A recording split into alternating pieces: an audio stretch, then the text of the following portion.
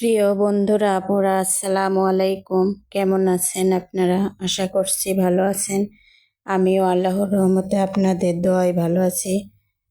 কড়া করে রুই মাছ ভেজে নিচ্ছে।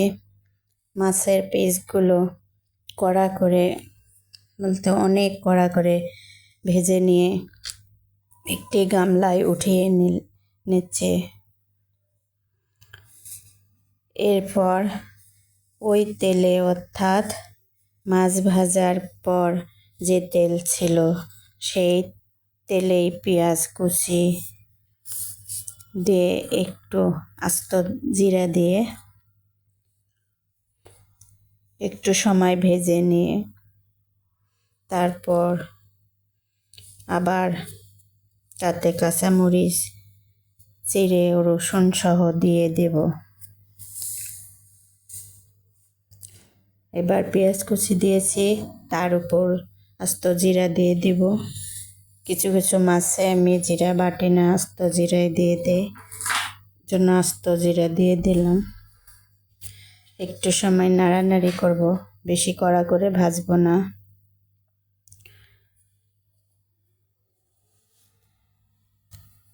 এরপরে দিয়ে দেব কাঁচামরিচ ও রসুন।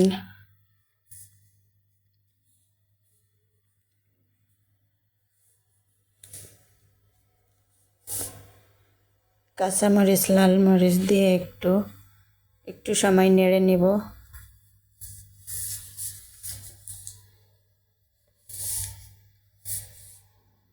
এবার দিয়ে দেব গুঁড়ো মরিচ। এই গুঁড়ো মরিচ ও হলুদ দিয়ে একটু সময় নেড়ে নিয়ে নেব।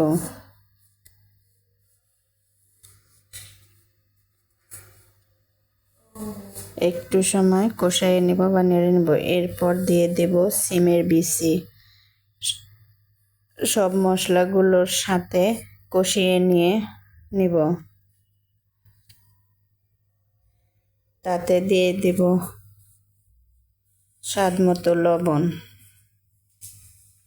সিমের বিচির সাথে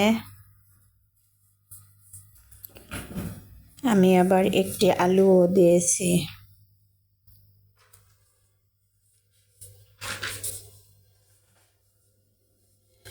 আলু দেওয়াটা নিজস্ব ব্যাপার, যে পছন্দ করেন সে দিবেন, যে করেন না সে দিবেন না।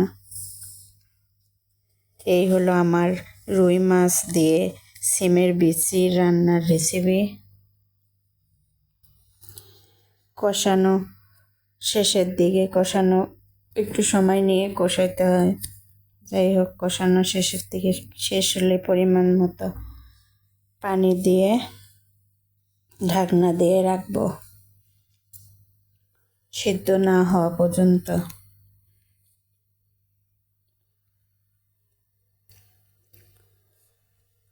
আমার কষানো শেষ, এবার পানি দিয়ে দিলাম।